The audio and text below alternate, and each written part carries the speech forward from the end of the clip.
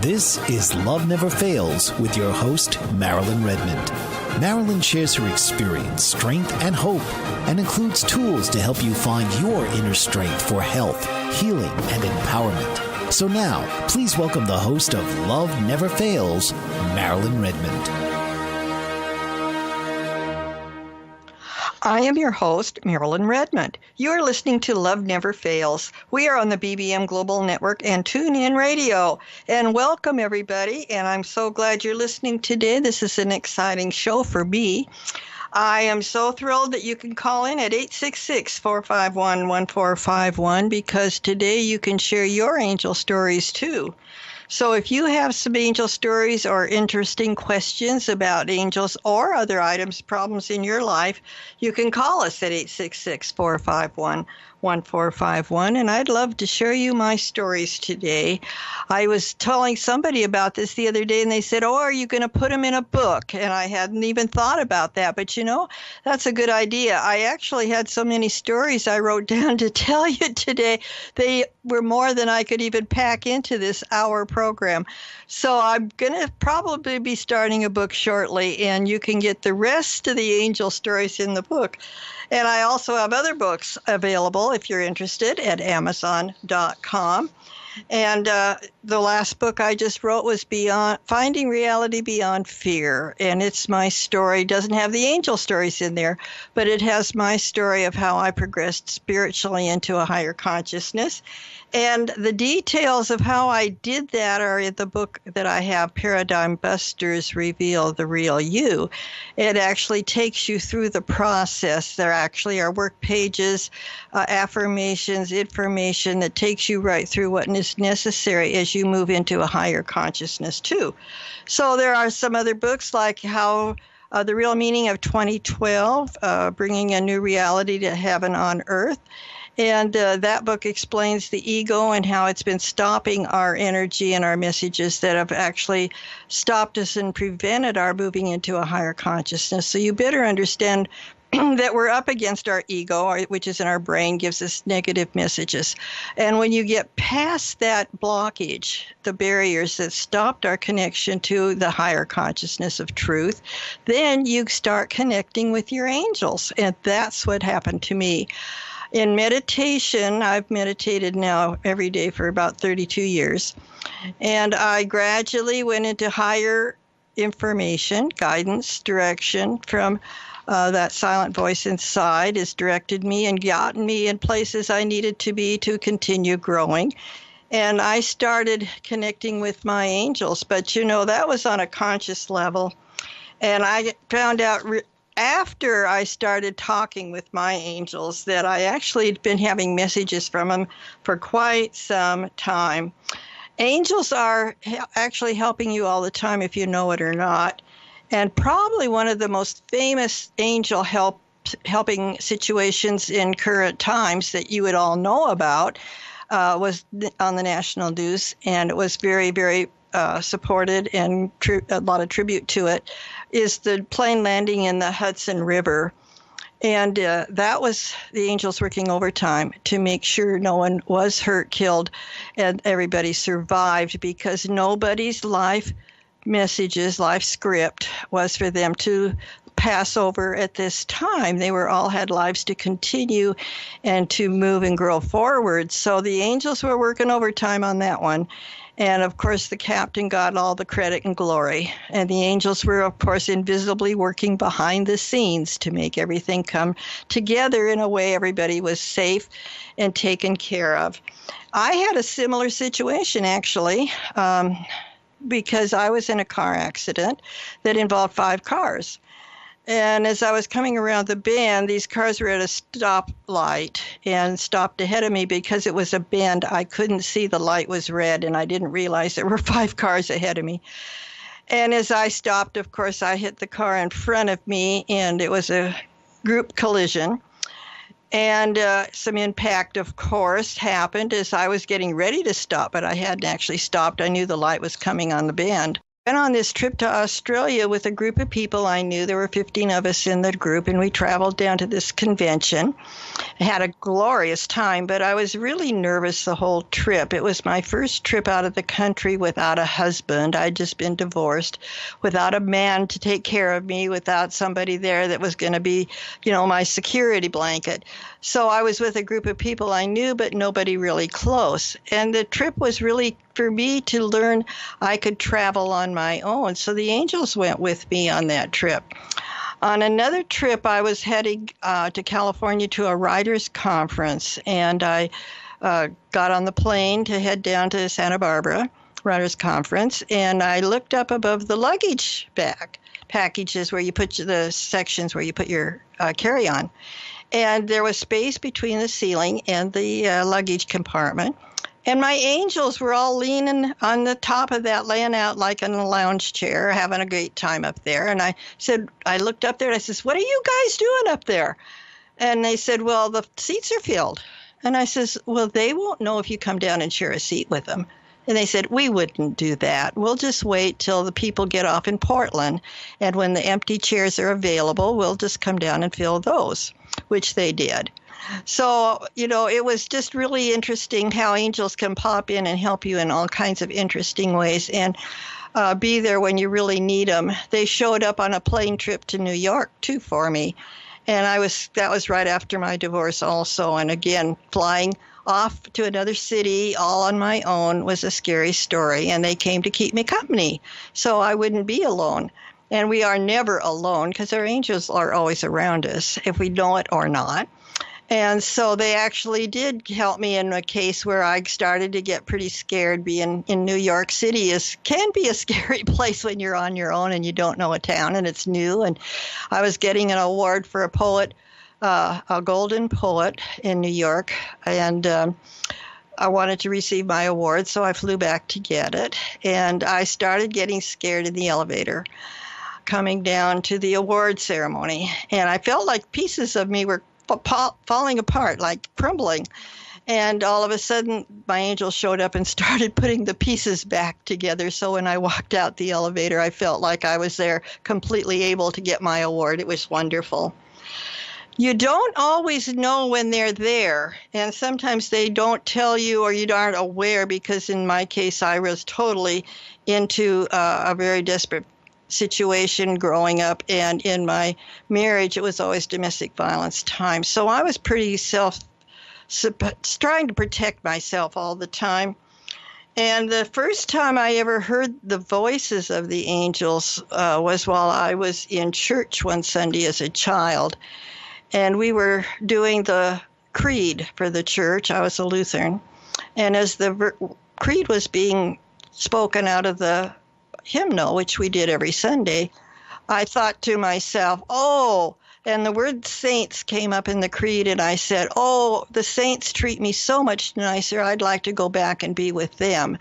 And so I do know that was the first time I had an indication that there were angels. And come back and hear the rest of the stories. The angel stories, some of them are pretty fascinating. And if you have one, call in at 866-451-1451. Hang in and we'll see you back in a minute. I am Marilyn Redmond. This is Love Never Fails. We are coming to you live on the BBM Global Network and TuneIn Radio, and we're talking about angel stories today. I hope that you might have an angel story that you want to share. I know somebody listening has several if he wants to call in. 866-451-1451. And after my church experience, I really didn't get any voices and messages from the angels till I was in junior high school.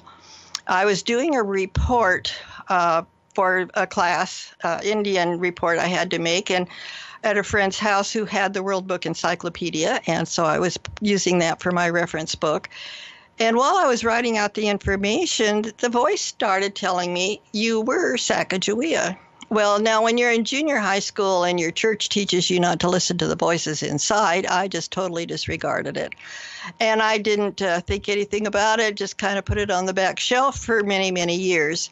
And after several years down the pike on my own, I'm doing all this meditating, and things started happening to show me that that really was true. I had several experiences that validated that. I've also had several mediums validate that. So when I was at Fort Clatsop in Oregon, where Sacagawea, Charbonneau, and Lewis and Clark were there for the winter, that was a difficult place for me to go for several times to visit, because I knew the harm that had happened in that situation, and it was still, the memories were still there. So I know that the angels can give us some very interesting information even about our past. So, listening to those messages from the angels can be really important. And if you understand and work with those messages, they can be very helpful. My first time of actually having them jump into my life was when I was on a trip with my family to the Grand Canyon.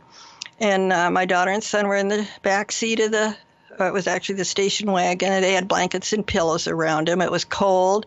It was Christmas vacation, and we'd been watching the weather reports, and the snow ended up coming 24 hours early to the Grand Canyon. And that morning we were deciding, well, should we go on up into the park or not? It's a national park. It's 8,000 feet up. Is it smart to go up in the snow to the canyon? And we thought, well, this is a national park. The roads should be cleared off. There shouldn't be any problems. So off we went up to the Grand Canyon. We had been in Mexico. We were on our way home, and I wanted to pick up some artifacts. I'm a retired school teacher, and I was teaching Indians, and I'd borrowed some from another teacher, and I wanted to get my own items for my own classroom. So I said, let's stop on the way home from Mexico. We'll get what I would like for the classroom, and then we'll just head on home.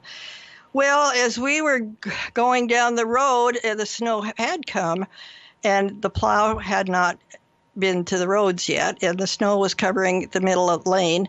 You couldn't see where the middle line was, I meant, and the car was coming towards us from the other direction. And we were fairly close to the edge, but most roads have shoulders, so I wasn't too concerned, and we weren't quite sure where the shoulder was because the snow covered it. And it was necessary to figure out, are we going to go to the left so we don't hit this car coming at us, or are we going to go to the right so we don't get hit by the car? Because he was coming down the middle, but we couldn't quite tell where the middle was. So I thought it was probably safer to go to the right, and we tried that. Well, guess what? There was no shoulder. Surprise, surprise, off we went. Now, there was about a 40-foot drop. Thank God there was a area of land that jutted out from the side of the wall of the cliff of the canyon. And upside down we went because we slid it in the ice and snow. And as soon as we went upside down, I felt hands hold the car. And I knew there were 6 hands. Just had an instinct that that's what was going on. We literally went upside down slower than slow motion of a camera and landed upside down in the station wagon, down below, 40-foot drop. And because of the television shows, you see the cars go off the cliffs and boom, the car explodes. Well, it turns out that's mostly television, we found out later. But my husband was concerned that that would happen to us. And we were hanging by our seat belts upside down and try to get out of those upside down. I had to maneuver around to get him out and click it, and he did the same for me. And so it was the days before seatbelt laws, and the kids were all surrounded by their blankets and pillows. So they were actually quite safe. And we got out of the car, and he had me head for the ranger station for help. Well, it just so happened that the sanding car was right behind us and saw the whole thing. We were just ahead of the plow and sander, and they had radioed for help. So as I'm going for help, the sirens are coming down towards where our car is, upside down. And I turned around and hitchhiked back instead of going to the ranger station, I hitchhiked back because I knew they were coming to bring us help. So the ranger's standing there scratching his head, saying, nobody at the Grand Canyon has ever had an accident like this and walked out without a scratch. Now, that was amazing. My biggest thought at the time, because my daughter had brand new glasses I had just paid for, I was concerned they'd get broken. My husband was concerned that we were going to blow up, and it was really quite an exciting time. We got towed back to the headquarters of the national park and then ended up staying there the weekend because it was New Year's Eve weekend, waiting for a garage to open up and push the top of the station wagon back up and put back the oil and other water liquids in the car so we could drive it home. Can you imagine, people? We drove it home. That's another story, too. So, angels literally put us safely down so we weren't hurt. That was pretty much of a miracle. I actually saw my angels when I tried suicide. I knew that when they showed up, those were the angels that had helped us at the Grand Canyon. And that time I only saw 5 angels, and I thought, gee, who's the other one? And I didn't know for some time who the 6th angel was until I went to Europe, and Archangel Michael appeared in a church I was at, a Catholic church, and we were touring the sites of Mother Mary in Portugal, Spain, and France. And just before we went into France, we stopped in Spain on the water at San Sebastian. And at that particular Catholic church, I went inside and meditated. And I felt this really heavy energy, masculine energy. And I couldn't figure out, well, what is going on? And I would like to tell you the rest of the story when we come back of who was in that dark, heavy energy. Not dark, actually light, heavy energy. I'm your host, Marilyn Redmond. You're listening to Love Never Fails, and are here on the BBM Global Network and TuneIn Radio. I am Marilyn Redmond. You are listening to Love Never Fails. We are on the BBM Global Network and TuneIn Radio, and I'm talking about angels today. And if you have an angel story, call us, 866-451-1451, or any questions. You would be glad to take your call. And there's no reason why you can't call anytime, so just join us, and whenever you're ready, give us a chance to chat with you. And I've been talking about being in San Sebastian, Spain, when I had this unusual experience. And I'm sitting in the pew meditating, and I have a lady next to me, and we were roommates on this tour with the group we were with was the Edgar Cayce Association. And I started crying. The energy was so heavy and so wonderfully beautiful. I started crying in joy. And she said to me, she says, "What's going on?" And I said, "I'll tell you later." And so I said to the energy, it was taller than I was used to, and it was stronger than I was used to for angels. And that confused me. And I have a male angel. One of my angels is Eric. So I said, "Eric, is that you?" Because it was masculine energy. And the voice boomed back, "It is Archangel Michael." And he had come to tell me some messages that I needed to hear. I had been teaching classes at the junior college, spiritual classes, and started to have some doubts and questions about what I was teaching. Was I really telling what I needed to share in the classroom? And he wanted to validate I was. So he said, "You are teaching the truth, the way, and the light." And it really helped because I was really starting to think, should I take another path or not? And that validated I needed to stay where I was and continue doing what I was doing. So that was a wonderful particular first introduction to Archangel Michael. He had some personal things to tell me. And then he showed up at another point in my life, which was really important because from Spain, we went into France and went to Fatima. But the place that was exciting for me was the baths at Lourdes. And I've had a lot of medical conditions to heal, and people go there because the water is supposed to be touched by Mother Mary and very healing. They have documentations of people that have been there and received healings.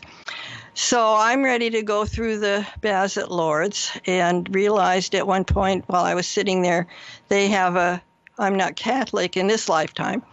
I was sitting in the pews with their service going on before you go into the actual baths.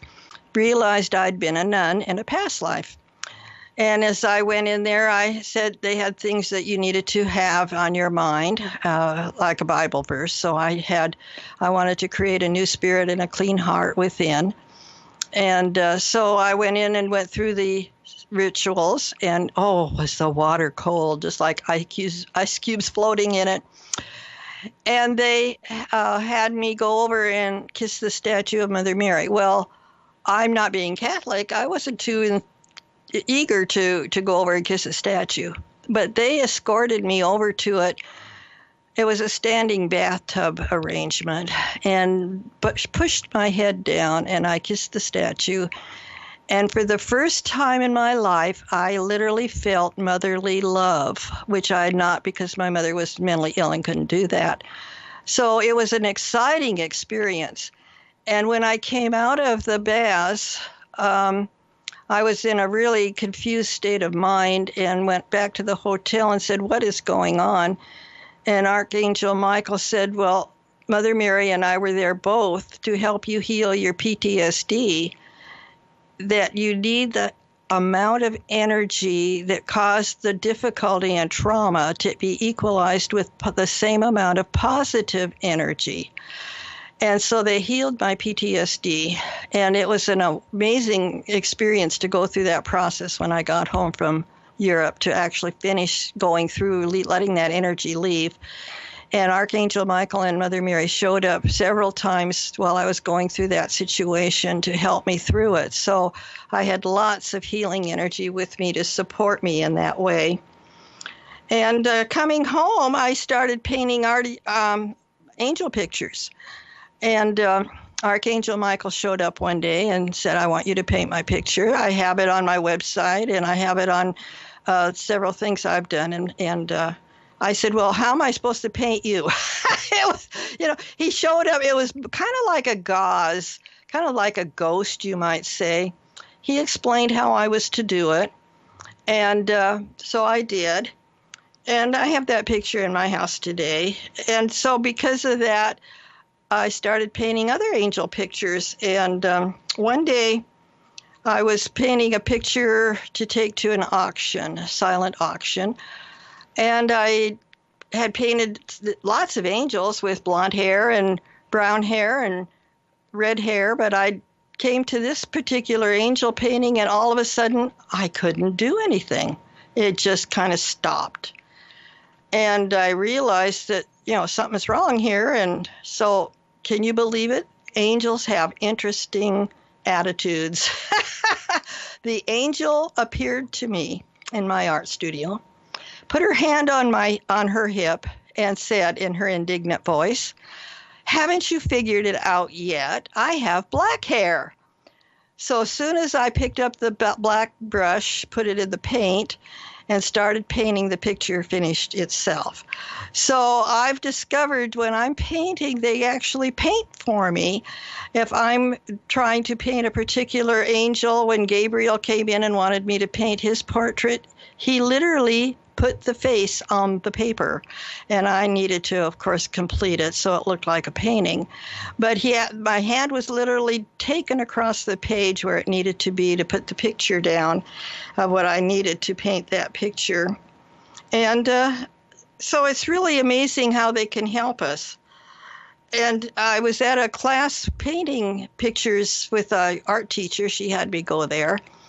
And that particular night, somehow I just thought, I'm supposed to paint all my angels. And I didn't know their names at that point, so I didn't know which ones I was painting. But I painted all their pictures one night, went to bed quite late because of it. And someone said, "Well, what are their names?" And I did get in touch with what their names were later on. So, it's pretty exciting to have angels in your life, and I have some even stranger stories to tell. So stay tuned for more angel stories that might even be a little more exciting than you planned on. So I'm Marilyn Redmond. You're listening to Love Never Fails. We're on the BBM Global Network and TuneIn Radio. I am Marilyn Redmond. This is Love Never Fails, We are coming to you live from BBM Global Network and TuneIn Radio.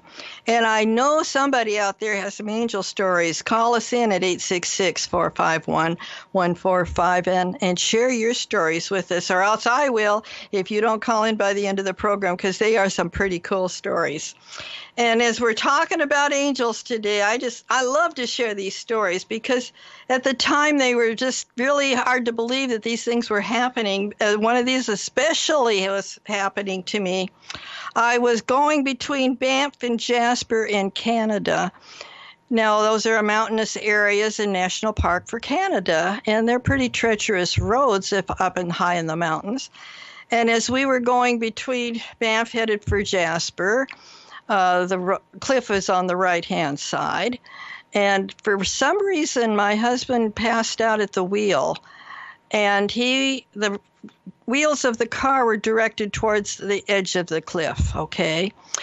And because we'd had difficulties in the car when he drove before, I was told indignantly I was to keep my hands off the wheel. One time I tried to straighten out the wheel to try to solve a problem we were headed for, and he was very, very much in control, of course.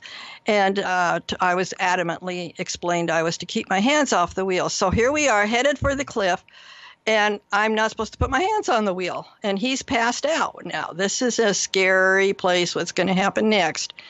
And the car started to go off the cliff. The front end of the car wheels were being held by Jennifer, one of my angels. And another angel put my hand on the wheel and told me to turn left, have the wheel turn in towards the road rather than out towards the cliff.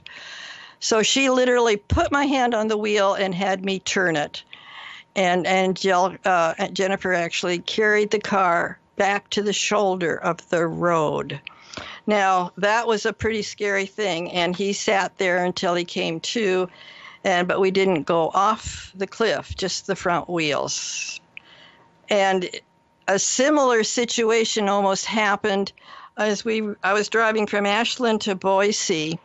There's a road that's very treacherous, very mountainous, very curvy, hairpin curves going up to Boise. Most people don't take that road in the winter time because it is kind of treacherous. We were advised, a better road, drive up to Medford and take this other road. It won't be as difficult to drive. Well, it was summertime, so I thought, how could it be that bad, a road in the summertime? Because people use it in the summertime. So we decided to head for Boise on the road that they advised us not to take. And I looked out the window, and the tire of the car was on the edge of the cliff. There was no shoulder, not even an inch of road. The tire was on the edge. And I screamed holy terror. My boyfriend said, "What is going on?" I thought I was going off a cliff again. Well, I've been off twice, right? So I've been off cliffs, and I'm scared to death. I'm going to do it again.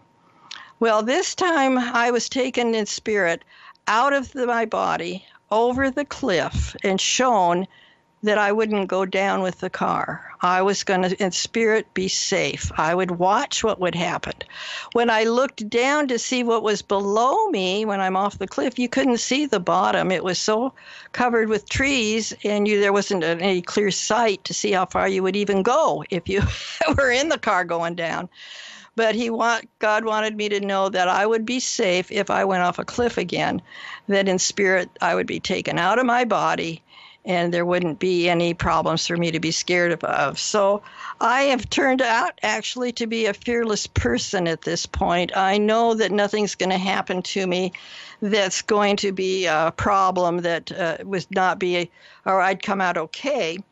And this really came true in my house. I was painting pictures one night and had taught a class in my art studio, and they'd gone home, and I'd put some pictures behind a candle.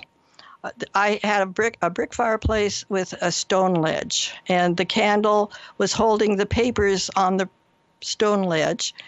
And I checked it before I sat down to paint. I thought everything was going to be just fine. I turn out the lights, blow out the candles before I had headed for bed. all of a sudden, I hear the smoke alarm in my house, and the papers behind the candle had caught fire and were flaming, and they were falling to the ground, burning the rug and the furniture that was sitting there. And I saw what had the candle was faulty. The candle, instead of the wick going down the center of the candle, was going down the back edge. And that back edge where the wick was, as it got heated through the burning, ignited the paper pictures behind it. And of course, there was a fire. Now, I tried to put the fire out, of course. Couldn't really manage getting the fire out. And I started to get a little frantic-y, if that's a word, panicky anyway. And I started to head for the telephone. Now, the angel stopped me from heading for the telephone. I thought, now, this is strange. There's a fire in my house, and it's getting bigger, and I can't get it out. I've been, trying to get it out with the things I had there to kind of smother it. And they said, we'll take care of it. And I watched the angels put the fire out. The room was so smoked over, I had to have it repainted. And I didn't replace the rug. I've got a little scatter rug over the burnt rug at this point, and I didn't try to get the furniture refinished. It wasn't a big damage. And so I said to my angels the next day, I'm meditating again. And I said, what was that all about? And they said, well, you had stuffed anger that had to come out. Your mother would not let you do artwork, and your anger and resentment about that was so stuffed, and now that she's gone and not stopping you from doing your artwork, you had to actually express it and let that anger out. So that fire was the ignition, was the anger of my being suppressed from artwork growing up in my life. So being on my own, I wasn't suppressed anymore, and I could paint what I wanted. And that was the result, was the fire coming out when I finally was able to do that. So you see, things can happen in your life you really don't expect. I have had clients actually ask me and see my angels and say, well, who's that standing by the bookcase? And I said, oh, that's Angelica. She's in here helping me, which my angels help me with when I give readings, and they help me when I do work with clients. And when I'm writing my books, they give me the information. So angels are in my house all the time. Okay, they actually have helped me to keep my house safe. And so if you want to hear some other exciting angel stories, stay tuned. We've got some more coming up, some surprising ones. So I'm Marilyn Redmond. You're listening to Love Never Fails. We are on the BBM Global Network and TuneIn Radio. Stay tuned for more stories. I am your host, Marilyn Redmond. This is Love Never Fails, and we are on the BBM Global Network and TuneIn Radio. And I want to welcome my call-in listener. And would you like to introduce yourself, please? My name is Mac. I'm in Seattle. Well, thank you for calling. I want to thank you that you picked up that phone. And what would you like to share with us today? I've had a lot of experiences with that involve spiritual beings, and I think it'd be helpful if maybe you could explain the difference between angels and spiritual guides and so on. Well, thank you. Yeah, I could do that. Angels are energy that is very high energy. They really are called angels because we label them angels, and that energy is around us all the time. When we come to Earth, they're there. You've heard of having your guardian angel, and everybody has an angel with them when they come to planet Earth to carry out their script that they wrote. And if you are learning new activities and talents in a job or school, then other angels come in and out and help you with those talents. It might be music, it might be art, writing, whatever talents that are that you're learning, they help you acquire that ability. So you're actually learning from the angels when you're sitting in that chair in the classroom or however you're learning. And guides are another form of energy, usually not quite as high as an angel, but they have ascended into a higher consciousness. A lot of the guides in your life are your family members passed over. And they're there to help make sure that you connect with all the right situations, people, and events. People call it synchronicity, or an accident or a coincidence, but those are your guides, making sure you connect at the right time with the right person to make the right connections for your life to go the way it needs to go. So angels are not the same as guides, but we want to listen to both. And we also have guidance from ascended masters, like the archangels in my case, telling us and giving us direction for our life to go in a path that will be productive, suitable, and take us where we are really wanting to have that joyful, playful life on planet Earth, which we're actually here for. So we have a lot of help from the spirit world, and it's opening up to understanding that they are actually different energies. If we're listening, they will appear. You can actually ask them to show themselves or to talk with you. That's what I did. I actually, when I realized what was going on with the voices coming to me, so I asked for help. I asked what they were about and to give me information. And that spiritual help is so reassuring and so validating that I rely on it all the time. Thank you for the question. Are there any angel stories you would like to share? Well, I'd like to relate one story. It was at a seance conducted by David LeBaron in the Seattle area. David has since passed on, but he was a very accomplished medium. He not only could he bring in spiritual guides and have a conversation, he could manifest have full solid manifestations, and he'd bring in apports and so on. But this one Sunday afternoon, he was having a seance where we're going to get to talk to Indians, and I was about number 4 or so on the line to talk to, and as I recall, up until that point in time, they'd all talked to a guide called Sitting Bull, who was fairly well known in American history. But when it came to my turn, it was Roan Horse, and I thought, my goodness, who's Roan Horse? I've never heard of him. And so we had a discussion for about 5 minutes, and then just as about as it was to sign off, he started to sing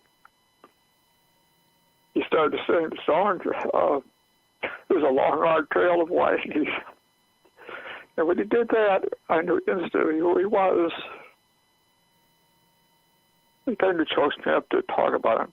But Roan Horse was my father in this life. You mentioned that sometimes that our angels or guides are people who were family members who had passed over, and this was certainly a case there. Because Roan Horse, my father, when I was just a youngster, quite often he would sing that song, and when he sang that in that seance, I knew instantly who he was, and I've had many experiences with him since then. He and I had shared lives together. At one time, we were together on the somewhere along the Pacific, northern Pacific coast, and Roan, I was an Indian shaman, and my father was my son in that life. And a big ship came sailing in, and it was an old sailing ship with the big white sails on it. And I'm trying to think of who it was. He was an explorer. Captain Cook. Anyway. It was Captain Cook. Who was it? Captain Cook. Captain Cook. Yes, that's right. And one of the things that he would do when he was on his voyages of discovery, when he came into a port to ensure the security of his men, he would take a captive and hold them aboard the ship. And if everything went well during the visit, when they were ready to leave, he would release the captive. Well, on this one here, he chose my son because I was a shaman, and my son, and I had some control over the people, so he took my son to secure the security of their men. So there's an interesting, to me, I thought it was an interesting experience. Comments? In other words, your father showed up in several different times for you. Oh yes, he he still shows up in my life. Sometimes my angel experiences are significant, and sometimes they're relatively minor. I had an experience just recently where I had forgotten to set my alarm, and it was a day where I needed to get up and go. And I do a lot of volunteer work. I'm retired, and I drive a shuttle. I get a manifest. It's got a schedule of people I have to pick up and deliver, so on. So I don't want to be late, and I forgot to set the alarm. And all of a sudden, I woke up, and it felt like when you have a cell phone on vibrate, that's what it felt like. It felt my cell phone was under me, and I felt around. There was nothing there. So I rolled over and went back to try to go back to sleep, and then all of a sudden I felt this vibration somewhere else. It happened 4 times. And all of a sudden it dawned on me that they're trying to get me to wake up. I looked at the clock, and it was past time to get up. So if it hadn't been for my I call them my guides, men and guides, I'd have been late for work. Well, you're going to need to hold on that thought, Mac, and we're going to be back in just a minute. I'm your host, Marilyn Redmond. You're listening to Love Never Fails, and we're on the BBM Global Network and TuneIn Radio, and listening to our callers, so stay tuned. I am your host, Marilyn Redmond. This is Love Never Fails, and we're coming to you live from the BBM Global Network and TuneIn Radio. And Mac is still with us, and he has another story. Hopefully it'll be a short one because we're getting close to the end, but we'd love to hear another story. Mac, would you like to share it with us? Yeah, I'll give you one more.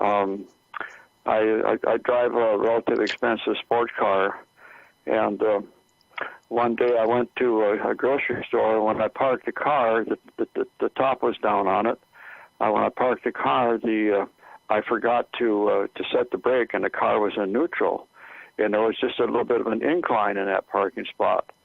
And so I went into the store, and it was a grocery store, and spent some getting groceries. And when I came back out, there was 3 men of dark-skinned, Mediterranean type of a person. Anyway, they kept saying, "Sir, sir," and I didn't realize they were talking to me. And so finally, they tapped my shoulder, and I looked at them, and they said that you forgot to. They used the term e-brake for emergency brake. They said that when you parked your car, you forgot to set your e-brake, and the car started to roll back, and they stopped the car and pushed it back up back into the parking place, and then they set the e-brake, and they set it so hard that it took me 2 hands to pull that thing up to release it. So here's an instance, and one of those 3 was Roanhorse, who was my father in a previous life, and I would not be surprised at all that the other 2 were guides that are working with me all the time. I know I have a number of different guides. Well, that's a wonderful story. See how practical it is to be in touch with your angels. He saved his car from causing difficulty and accident that he would have to probably have car repair on if he hadn't had his angels taking care of him. So, and there's so many more stories we could share with you. Mac, I want to thank you for sharing those stories. Those are fun to hear. And we love knowing that we have angels around us helping us all the time. We just have to be aware, ask them for their answers, and ask them for their help. They want to be asked. Not often do they just pop in and show up like they did with you. Usually people will say, I need some help. So thank you for your stories, and we're so glad you called in, and I hope other people next week will call in. Next week we're going to be talking about stress.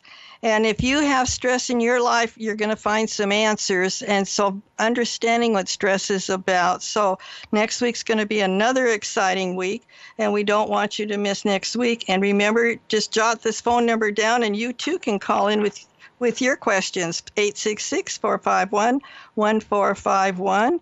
And we're on this show trying to help you with understanding more about your life. And so everything that you offer and bring to the show, other people can enjoy and appreciate and learn from it too. So thank you, Mac, and all you visitors and listeners to keep coming in and listening to this show, and bring your friends and tell them we're having a great time at Love Never Fails. And check out my website at angelicasgifts.com, my books at amazon.com. My blog is up there at marilynredmondbooks.blogspot.com. And I have lots and lots of interviews, lectures, and spiritual information on YouTube. So it's really an exciting time. There's so much in spirituality to share, and it's so practical to put into your life. Your life can be better when you work with your angels, get their answers, and let them guide you into places that you might not have ventured, but change your comfort zone and go with the love that they offer you. Know that you are being taken care of, that there is nothing wrong in your life. You just have to follow the right path, and they help you with that. So as you're going forward in your path, be in joy, in gratitude, and the presence of love, feeling good in reality. And thank you for welcoming our guest today, and you can be one of our guests calling in next week. We'll talk to you about stress next week. I'm Marilyn Redmond. I'm your host, and you're listening to Love Never Fails. We are coming to you live from the BBM Global Network and TuneIn Radio. You've been listening to Love Never Fails with your host, Marilyn Redmond. Go beyond old ideas and understandings and hear Marilyn's solutions to healing and a higher consciousness. Each week, here on Marilyn Redmond's Love Never Fails.